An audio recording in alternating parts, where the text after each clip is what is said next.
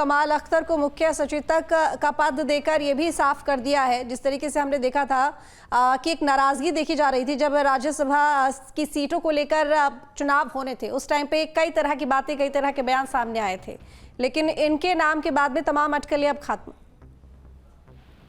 देखिए, कमाल अख्तर पुराने नेता हैं, सपा के पूर्व मंत्री रह चुके हैं और मुलायम सिंह यादव के काफी करीबी नेता माने जाते रहे हैं। और कमाल अख्तर क्योंकि मुस्लिम वर्ग का एक बड़ा चेहरा है और देखा जाए तो कहीं ना कहीं जो जिस बेल्ट से आते हैं कमाल अख्तर, वहां पर अच्छा खासा प्रभाव है।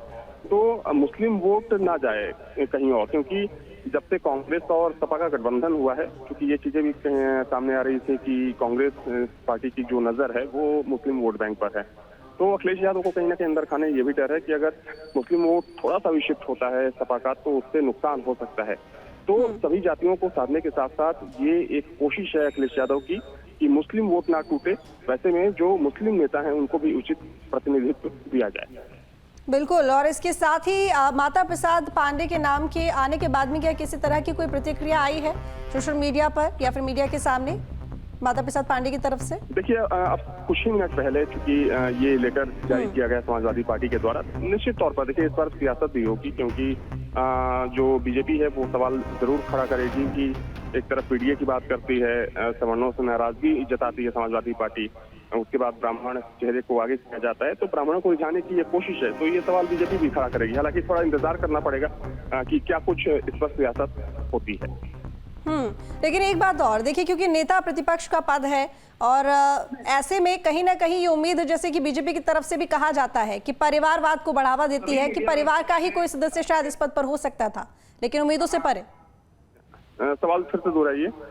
देखिए, जिस तरीके से बीजेपी लगातार ये बात दोहराती रहती है कि समाजवादी पार्टी परिवारवाद को बढ़ावा देती है और साथ में जो तमाम बड़े पद है उसमें कोशिश करती है कि परिवार के लोग ही रहें, तो नेता प्रतिपक्ष का जो यहाँ पर पद था इसको लेकर कई नाम सामने आए। अब ऐसे में माता प्रसाद का नाम जब फाइनल हुआ है तो ऐसे में कहीं ना कहीं बीजेपी के पास वो जो एक पॉइंट था उसमें भी निराशा हासिल हुई है।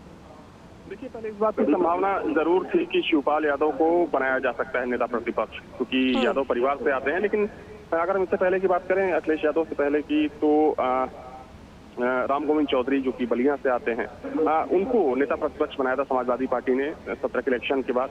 हालांकि जब वो चुनाव हार गए और अखिलेश यादव चुनाव जीते करहल थे, तो नेता प्रतिपक्ष वो खुद बने।